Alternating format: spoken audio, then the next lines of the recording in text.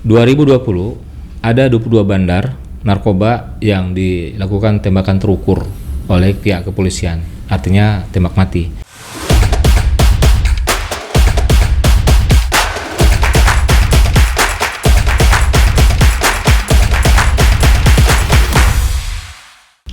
Hari Narkotika Indonesia ya tahun 2021 kita manai sebagai bahwa Indonesia khususnya Sumatera Utara juga harus bersih dari narkoba. Kita hari ini berjuang di era pandemi COVID-19 dan bersamaan juga kita berjuang di masalah narkoba. Indonesia bukan hanya sebagai tempat transit sekarang, tapi sudah terindikasi sebagai tempat marketnya narkoba, seperti itu. Nah, dalam konteks regulasi, kita sudah memiliki regulasi yang cukup kokoh, ya, yaitu dengan Undang-Undang 35 2009 tentang narkotika, dan dari Undang-Undang 35 itu sudah ada turunan-turunan peraturan pemerintahnya, dan khususnya di Sumatera Utara ini juga ada produk regulasi yang hasil dari DPRD Provinsi Sumatera Utara sebagai legislasi fungsi. Salah satu fungsinya kan adalah pembuat peraturan atau perundang-undangan, ya. Ada lahirnya produk peraturan daerah nomor 1 2019 tentang fasilitasi P4GN. Nah, pasti masyarakat kita bertanya, apa sih P4GN itu? Seperti itu. Nah, saya Hendro Susanto, sahabat kita semua, selaku Ketua Komisi DPD Provinsi Sumatera Utara dan Wakil Ketua Praksi Partai Keadilan Sejahtera DPD Provinsi Sumatera Utara, memberikan kepada kita semua bahwa P4GN itu adalah P yang pertama adalah pencegahan, yang P yang kedua adalah pemberantasan, P yang ketiga adalah penyalahgunaan, P yang keempat adalah peredaran gelap narkoba, GN-nya gelap narkoba. Walaupun dipelesetin oleh masyarakat kita, bukan gelap lagi nih Pak Hendro, BNN. Ya, siap. Ini sudah terang benderang segala macam, ya. Kalau gelap kan nggak ketahuan. Sekarang sudah ketahuan siapa bandarnya, siapa pengedarnya, siapa pemakainya, dan seterusnya. Jadi, nah, upaya terus bagaimana peran kita di DPRD sebagai legislasi dan sebagai instrumen masyarakat, maka kita dalam pemberantasan narkoba itu ada dua instrumen kita gunakan. Instrumen yaitu sektor hulunya, yang kedua instrumen sektor hilirnya. Nah, di hulunya adalah bicara tentang sosialisasi, pencegahan, pengkondisian masyarakat agar paham mana itu bentuk narkoba, informasi yang baik kepada masyarakat sehingga masyarakat tahu dan mengetahui dan harus apa ketika menemukan oknum-oknum yang diduga pemakai, pengedar, dan seterusnya, ataupun tempat-tempat yang diduga tempat terjadinya transaksi narkoba dan seterusnya. Nah, di sektor hilir ini adalah sektor penindakan. Nah, ini ranahnya bukan masyarakat, tapi ranahnya adalah pihak kepolisian dan termasuk BNN seperti itu, dan termasuk tentara juga. Nah, untuk dimasuk sini kan kita tidak mungkin, karena kan kita masyarakat sipil. Kalau kita menggunakan instrumen main hakim sendiri, nanti kita kena jerat hukum pidana. Sehingga wajar kalau hari ini DPRD Provinsi Sumatera Utara hadir dalam konteks memberikan instrumen penguatan terhadap sektor hulunya, yaitu pada pos pencegahan, informasi, edukasi yang positif pada masyarakat Sumatera Utara. Nah, terkait dengan pertanyaan Mas, ya, kenapa hari ini Sumut menjadi prihatin, karena data dari survei di bulan Juli 2020 bahwa Sumut ini sekarang ranking 1 nasional. Ini kalau biasanya Mas Hari, ya, kalau orang ranking 1 itu bangga, senang. Nah, ini ranking 1 narkoba, kalau ada yang bangga terlalu begitu. Kita ini ranking 1 loh Bapak sekalian. Pengguna narkoba. Berarti ini adalah sebuah pukulan telak kepada Provinsi Sumatera dan kita semua masyarakat Sumatera Utara. Jadi bukan pada Pak Gubernur, bukan pada BNN atau Pak Kapolda, Pak TNI, tapi semua kami juga di DPRD malu, dan masyarakat juga akan malu juga dengan kondisi bahwa Sumut hari ini ranking 1. Ada data yang kami baca, yang kami himpun, ada 1,7 juta jiwa masyarakat Sumatera Utara yang terpapar narkoba dari total lebih kurang 5 juta jiwa dari masyarakat Sumatera Utara, masyarakat Indonesia, seperti itu. Jadi kita ranking 1. Padahal di bulan Februari 20 kita masih ranking 3 besar. Ternyata lompatan kurun waktu sekitar 5 bulan ini menjadi kemarin, ya, itu menjadi ranking 1. Ini prihatin. Pertama kita prihatin, miris, sedih, apalagi ya Mas Ari, ya, kata-kata yang ini berduka, apalagi ya, terpuruk. Nah, cuman kan begini.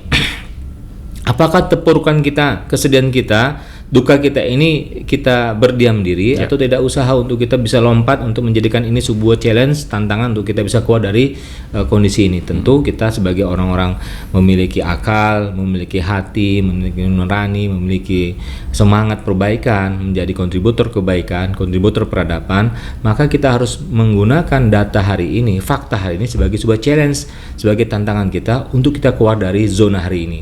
Ya, nah inilah dibutuhkan sebuah sinergisitas, dibutuhkan sebuah kekuatan yang sekarang bergandeng tangan, baik itu eksekutif, legislatif, dan yudikatif, gitu. Jadi 3 sektornya harus seiring sejalan dan berirama untuk bersama-sama berjuang menurunkan prevalensi narkoba yang ada di Sumatera Utara, seperti itu. Nah, masyarakatku yang ada di Sumatera dan Bapak Ibu, khususnya anak-anak muda, sobat-sobat muda, hey guys, dimanapun kita berada. Yang kedua, Bapak sekalian, faktanya kita melakukan keliling di penjara-penjara. Kami datang ke penjara loh, Mas, komisi. Ke lapas, Pak. Rutan lapas. Iya. Dan didapatin 85% tahanan napi itu, warga binaan di lapas itu, di rutan adalah terkonfirmasi narkoba. Kasus narkoba. Jadi luar biasa ini sudah keperhatian kita semua, dan kami sudah sampaikan kepada Menkumham, Pak Yasona, kepada Komisi 3 DPR RI. Kita berkoordinasi karena kan kita ada komunikasi vertikal dengan praksi kita di pusat untuk menjadikan ini PR kita bersama. Jadi narkoba ini bukan sekedar slogan war on drug ataupun bersih narkoba, tapi memang harus ada upaya nyata yang harus dilakukan oleh semua pihak. Dalam hal ini juga kita minta Pak Presiden Jokowi untuk memimpin gerakan memberantas narkoba ini secara masif, terstruktur, dan sistemik seperti itu. Nah, yang berikutnya data di lapangan ini juga bahwa di Sumatera Utara ini ada kabupaten kota yang dulu aman kalau hasil panennya taruh di pinggir jalan, taruh di kebun aman. Sekarang nggak ada lagi. Jadi satu kabupaten kota yang kita temukan bahwa hari ini ketika mau panen harus jagain. Kalau dulu aman. Iya, betul. Sekarang harus jagain. Kenapa? Jadi bisa mau panen udah nggak ada lagi barang-barang di panen itu. Jadi narkoba ini, orang pemakai narkoba akan menimbulkan kenaikan kriminalitas. Angkanya tinggi. Jadi orang udah kebutuhan nyari uang susah, akhirnya dia mencuri dan seterusnya. Jadi narkoba ini sudah menjadi ancaman nasional, ancaman sebuah provinsi, dan ancaman sebuah wilayah kabupaten kota, bahwa kalau narkobanya itu naik signifikan maka terindikasi bahwa daerah itu tidak aman. Maukah kita seperti itu? Kan tentu tidak seperti itu, Mas. Oke. Yang berikutnya kita juga melihat bahwa ada juga oknum-oknum yang terpapar narkoba, baik itu penegak hukum dan seterusnya. Jadi kita juga ini menjadi keprihatinan kita. Kita berangkat dulu dari fakta-fakta ya. Dan terakhir, Bapak Ibu sekalian pasti sudah tahu ya, 2-3 hari ini salah satu oknum pejabat daerah, ya kan, sekda lah kita sebutkan ya, daerah tertentu yang kedapatan itu, mohon maaf, dugem dan terkonfirmasi setelah dilakukan pemeriksaan oleh pihak kepolisian itu positif narkoba. Ini sudah mencoreng nama baik Korps ASN, dan orang ini nggak layak sebagai manusia karena sudah mencederai Korps ASN, mencederai semangat kita untuk PPKM karena kondisi pandemi, dan yang ketiga mencederai semangat kita untuk menyatakan perang terhadap narkoba seperti itu. Ini fakta-fakta yang terjadi. Nah, pertanyaan kita, bagaimana fakta ini menjadi sebuah ujian dan upaya kita untuk kita bisa menuju Sumatera Utara sebagaimana tagline untuk di HANI 2021 ya, perang lawan narkoba di era pandemi menuju Indonesia bebas narkoba. Ya, Mas Heri, ini harus saya katakan. Siap. Karena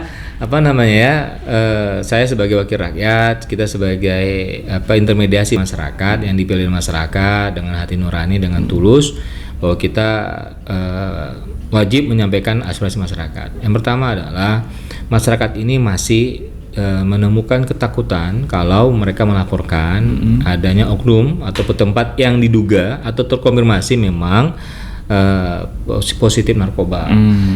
Banyak ancaman yang mereka terima. Apakah itu datanya bocor dari mana kita nggak tahu. Tapi ini yang terjadi dulu.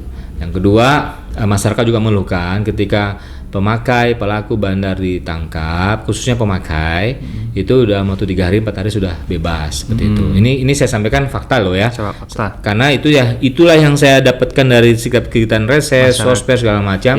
Masyarakat mengadu hal itu.